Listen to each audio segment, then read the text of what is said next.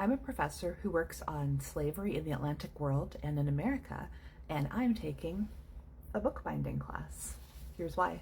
In my profession, I think a lot about the documents that I read, right? What your teachers called primary sources, right? Which are just documents that were written at the time that something happened.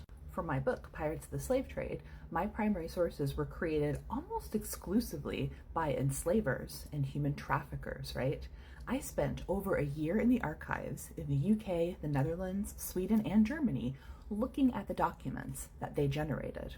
Letters, ledgers, bills of sale, right? Contracts. But I couldn't treat it like any other business history because it's more than a business, right?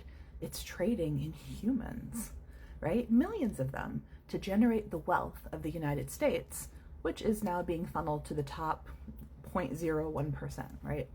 When I bind books, I think about how much work it is to preserve the written word in this way, right? I think about what is needed to do that. Back then, you needed big money to generate this kind of a paper trail, right? Money to pay people to chop down trees and skin mammals for leather, to pluck birds for their quills, mix botanicals for ink, right? Money to make the thread and to keep the bees to produce the wax to wax the thread, right? Money to mine the metals or shave the bone to create the needles. And of course, money to pay people to sit and painfully stitch every single stitch to bind the spine. And do you know what else you need? The safety and stability to do this months-long process. And you know what people being hunted for the slave trade didn't have? Yeah. Safety and stability. Without that, they weren't able to generate centuries of the written word, right?